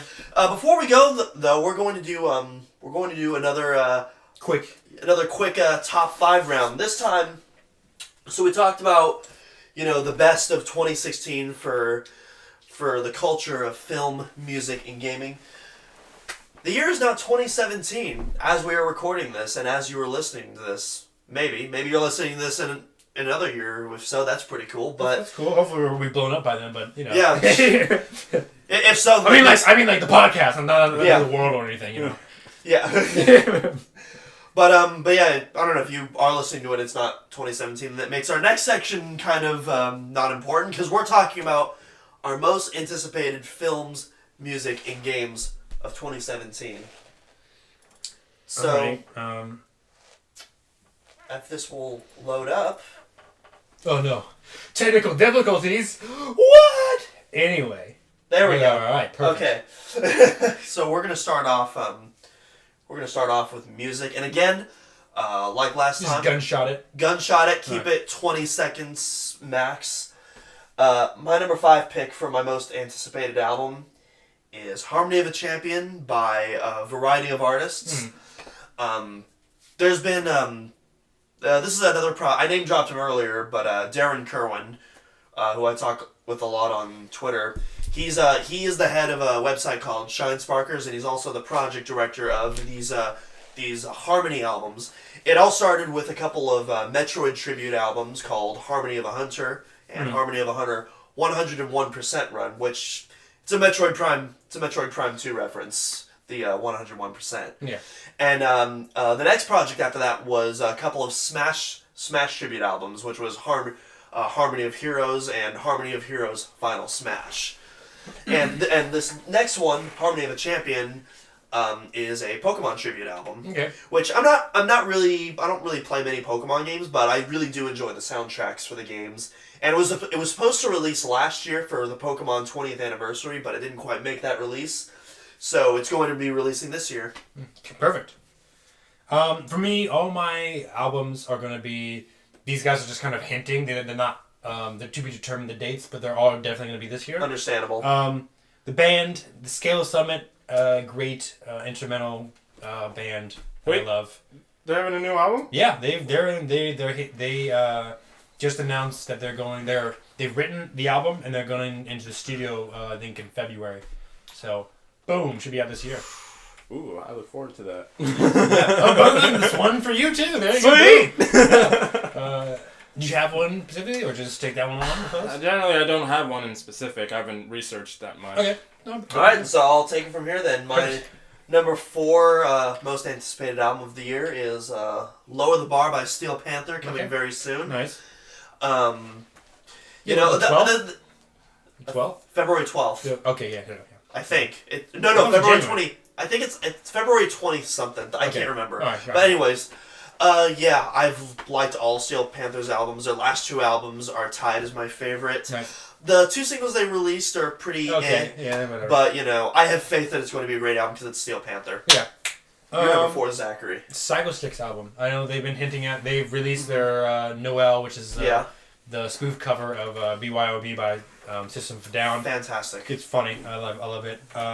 Love your best on the floor! They said they're writing and they have a single, so I'm excited for that. You're excited for that? Yes, I'm excited. I tried. Psycho Stick for that, yeah. My number 3 pick for most anticipated album. This is a really weird one. Run the Jewels. The Jewels 3. But the reason this is weird is because they said they were going to release it on January 17th, and then they went, surprise motherfucker, and released it on Christmas Day. Oh, okay. So technically this album is already out, but I haven't had a chance to listen to it yet or a chance to review it. So When I do review it, though, it will be considered as part of the 2017 albums. Yeah. So. My favorite band of all time, Coheed and Cambria. They've been hinting on their Instagram and their pictures, their lead singer at least, and when they're on tour, they've all been like, oh, look at this, he's playing something new, and that kind of stuff. Mm-hmm. So I'm excited for whatever they release, if they do release. Anyway. My number 2 most anticipated album is Galactic Empire. That's the artist. Yes. Releasing their debut self-titled album. This goes great with their Star Wars theme. Basically, They are a metal band that covers the John Williams Star Wars score. Yeah. And their first single was the Imperial March. Yeah. It's fucking amazing. Awesome. It's awesome. I already have the album pre-ordered. I'm super excited for that. Yeah. My number 2, the Prize Fighter Inferno, which is the singer Coheed Cambria, Claudio Sanchez, one of his other spin-off bands. Really excited for it. They haven't released since 2013, so yay. My number 1 most anticipated album is the new Tool album. I'm sorry, I can't say that. I was straight face. Five songs, please. 5 songs. Most of their albums are 12, okay? 12 tracks. No, my most anticipated album actually is the upcoming. It hasn't yet gotten a title, but the upcoming System of a Down album. Oh, I didn't know they were doing a new album. No, they announced that they were doing an album. They announced it like a day or 2 after the election. Yeah, I didn't know. That's probably why I didn't notice it. They announced. No, I really didn't. Yeah, they announced they're releasing a new album in 2017. Nice. They didn't announce when. We don't know what the title is. We don't know how many tracks it is, but they're doing a new album. All right, and perfect. so yeah, the first System album in 12 years. I'm on board. For me, it's these guys have climbed up to be one of my favorites, and they've been like, hey guys, you guys want to? Should we make some new music all over the Facebook? And that's Deli You Know's new album that they've been teasing about for months now. Oh, they're going into the studio to do. So yeah, that's my. Oh yeah, I'd be shocked if they didn't release an album this year. Oh yeah, they didn't release one last year. They didn't release one last year. So. Yeah, because their last 2 albums were like back to back yearly. Yep. And it's been 2 years now, so I feel like they're gonna do an album. And, they've been circle jerking us around. So yeah. And there's no UK, so after UK, I'm pretty sure we'll get it. Yeah. We're gonna do movies or. We're doing games next, and then we'll finish it off with film. Oh, okay, perfect. Oh yeah.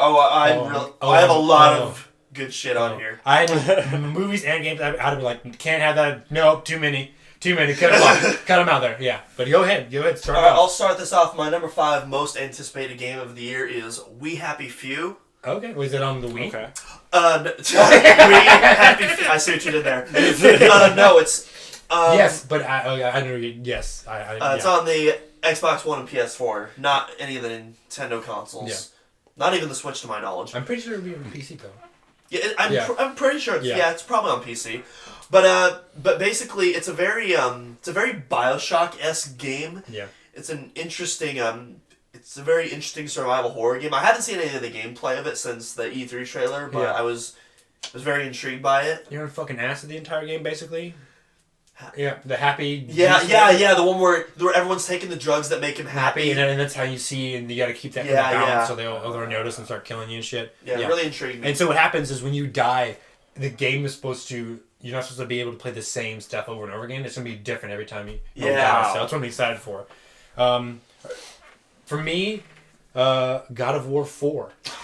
You can say it too, but man, that is mine. I mean, I played every single one of them. I own every single one of them. I love this guy, this character, Kratos, and this game, this franchise, man. Which shout out to my friend Michael Harriet, who actually works at Santa Monica Studios, who's working on this game right now. Yeah. You make it good. You're the real MVP. Or I'm gonna hunt you down and kill you. I'm gonna hunt you down and gut you like a fish. And then went to the Grinch. I'm just kidding. And Darius, I see you. God of War 4 for you. Oh yes, that's the only game I'm looking forward to. Perfect. Fuck every other game that's giving God of War. Big God of War fan. Yeah, played all of them. I would say Ascension's my favorite. Okay, alright. Actually, no. Okay, number 2. The second one. Alright, too solid. Niles of Reese. My number 4 game is one we mentioned on the last podcast, The Last of Us Part 2. Okay. As I mentioned, I'm probably going to be getting a PS4 Pro sometime this year, so PS4 games are eligible on my list now. There we go. And, I love the first Last of Us. Yeah. So I'm pretty excited for Last of Us 2. Go Naughty Dog. Horizon Zero Dawn. Ooh, that's a great pick. That's that. I looked at it when I saw that first trailer with that redhead man. Oh, you and the redheads, man. Oh, sold. We're sold. Fucking Landover here. Hello, what have we here? I was like, yeah, you shoot that fucking. You belong with us here on the cloud. On the cloud. You shoot that damn robot dinosaur. Tyrannosaurus Rex. Yeah, bird, whatever it is. Reese knows. My number 3 most anticipated game is Spider-Man PS4. Oh. Which, I say that because it's technically Untitled. All we know is it's PS4 exclusive. Yeah. But Sucker Punch is doing it. It's Spider-Man. Take my money. South Park. Oof. The Fractured Whole. Fucking forgot to put that on my list. God damn it. South Park. The Fractured But Whole. I love The Stick of Truth. Oh. I can't wait for this game. They basically, what I love about it from the first bit they showed was the kids just stopped playing wizards and shit. They're like, fucking, we're playing superheroes now, whatever. I love it. It's perfect. It's great. I love it. Oh, it's great. I don't even like RPGs, and I love playing the South Park RPGs. It's great. I love it. Or I'm gonna love it. I better love it. I'd be very shocked if I didn't love it. I mean, I've laughed my ass off just with the demos they've shown us thus far. Oh yeah. Especially that fucking bomb Eric dropped on DC. Oh yeah. Yeah. Anyways, my number 2 most anticipated game of the year, and this is gonna trigger my co-host Jeff so hard. Star Wars Battlefront 2. I'm sorry, Jeff. I know you despise the EA Battlefronts, and here's the thing: while the new Battlefront has a lot of flaws, but it also does a lot of things better than the originals. There's things that the originals do better, and there's things that the new one does better than the originals.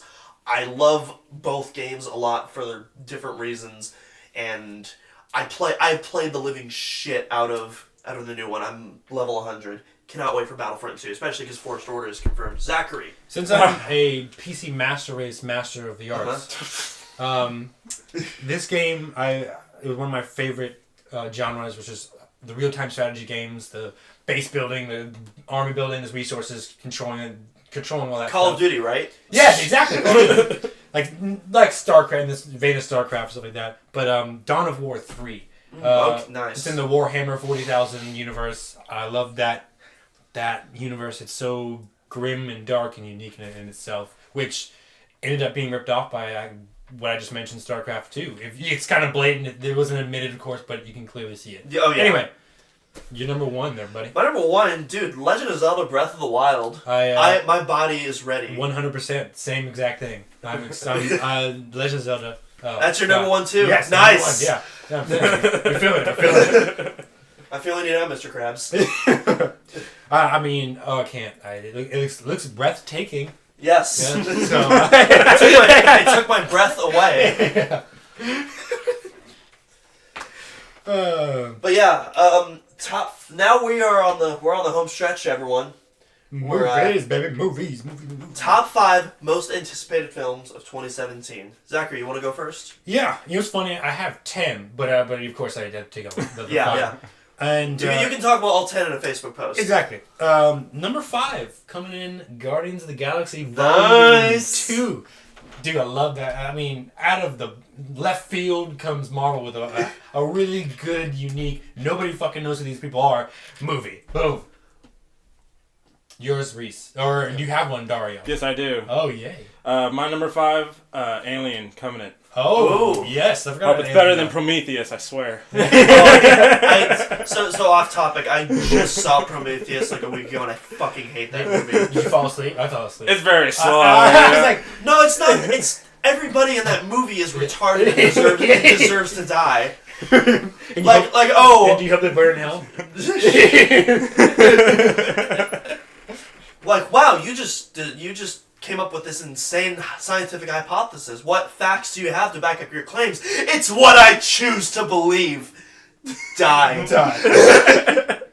Yeah, big Alien fan. Look forward to it. All right. I will say though, Ridley Scott's last film, The Martian, I really loved. I love that too. So. The Matt Damon movie? Yeah. Yes. Yes. Number 3 there. No, 5 for me because I haven't gone. Oh, that's right. Sorry. So I was just telling you that I've been wanting to see John Wick for so long. I finally got around to see John Wick. Yeah. And that movie was fucking awesome. John Wick 2. And so my number 5 most anticipated movie, John Wick Chapter 2. Because holy shit. I want more John Wick. I want more of that universe. I want to see more of the hotel. I want more everything. Yeah. Coming from me at number 4.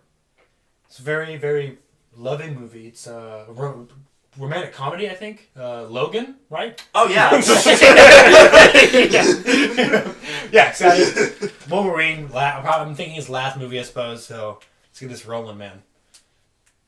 Dario, my friend. Number 4 for me, Power Rangers. I'm looking forward to that. Big Power Rangers fan. I've seen, Yeah, we know you want to see it. I'm giving Dario the nod of disapproval right now. That's my number 9, so. okay. I'm excited too. It's above episode 8. Episode 8's at number 10. Yeah, go ahead, Reese. My number 4 movie of the year, you just mentioned it, Guardians of the Galaxy Volume 2. Nice. You know, I pretty much know all Marvel characters there is. When they announced Guardians, I didn't know what the shit that was. Yeah. Like what the fuck? A talking tree and raccoon? Or no, a talking raccoon and a tree that just says one phrase the entire movie. And everyone says, this is gonna be so stupid. This isn't gonna fit in the Marvel universe. It ends up being like my number 3 favorite Marvel movie. Yeah. So yeah, James Gunn is back, Volume 2. I'm on.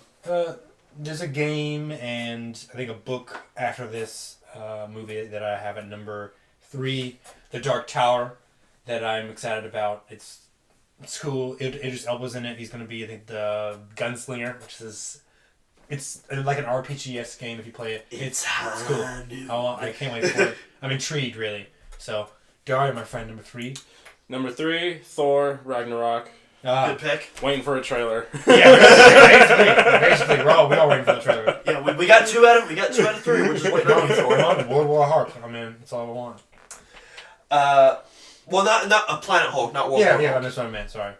My number 3 most anticipated film of the year is the Lego Batman movie. Because I love the Lego movie. Batman is one of my favorite parts of that movie. All the trailers for the Lego Batman movie have made me piss my pants laughing. Yeah. My body is ready for the Lego Batman movie. Do your pants feel kind of tight? Do you need to rip them off? Yeah. My number Twizzle. For Rizzle. Is... Smoke weed every day. No, it involves a woman. She's wonderful. I was about to say, she's Wonder Woman. I wonder what his pick is going to be. Wonder Woman number 2, I'm excited for it. No matter what I feel about the DC universe right now, I have this hunch that this will be the best DC movie. Even if Gal Gadot doesn't have the best performance, I feel like this will be the best of the DC movies in this universe. I said it. Dario. All right. My number 2. John Wick, Chapter 2. Yeah! my longest yeah boy ever. Yeah boy! Alright, my friend. My number 2 film, another film you mentioned, Logan. You know, which is weird because I would have never guessed I would be as excited as I am for Wolverine 3, especially after, because I thought the last 2 Wolverine movies were either, Origins was shit. Yeah. And then the Wolverine I thought was eh. It was okay. The ending fucked it but up. Logan looks really intense, and even if it wasn't R-rated, it looks intense. It looks intense, yeah. So I'm really excited. Patrick Stewart, my boy, is back. I kind of highlighted him when I said Civil War, but Spider-Man: Homecoming, Ooh. number 1. I'm excited. we see him an actual realistic, high school student. Like it's not Tobey Maguire kind of playing a high school student. He looks like one. He feels like one. I'm excited. It's not Andrew Garfield being a model that gets bullied for some reason in high school. I don't know why I just kind of realized this, but when it said Homecoming, it's funny because he's also coming back to Marvel. So yeah. I kind of realized that. I was like, didn't somebody point this out? I fucking missed it. But anyway, numero uno. Kingsman, The Golden Circle. Oh yeah, I forgot pick. Kingsman. Yeah, Kingsman 1 was. Oh I my love god! I saw the church scene with Yes! Leonard Skinner. Oh my god! Yeah. Man, it's great. Your numero uno? Dude, my number one. Goddamn, it's Star Wars Episode 8. Bring it on. I forgot. No, really, because mine's number 10. So yeah. Well, I loved Force Awakens a lot more than you did, and I've seen it like 7 times now, I think, and it still makes me cry every. Pleb. There's a certain scene, which is not the Han Solo death, by the way, that makes me cry every single time, because I love this movie, and I'm ready for Episode 8. Is it I'm ready for more feels, man. Is it Chewie? We're back. We're home. No, it's Rey handing Luke's lightsaber back to him. That fucking scene gets me every time. Weird, interesting. Once the trailers come out, I want to see Kylo Ren's reviews. Adam Driver doesn't want there to be a trailer. It's gonna be like just a reminder. Star Wars Episode 8 comes. Look how old you've become. Yeah. I think those lines are dumb. I'm sorry. Could have been better. I liked Kylo. I'll show you the dark side. You could literally. He's struggling inside, man. Go through the movie. You could literally, image or translate it into like some sort of rape joke. Oh, I'll show you the dark side. Or like, or when he's interrogating Ray, you can be like, I can do whatever I want. And I literally sat there. I was like, does anybody else feel comfortable with this? Because I'm just saying, But anyway, I don't want to go on the tangent. That teen angst. Yeah, I was like, sorry, I'm in the gutter right now.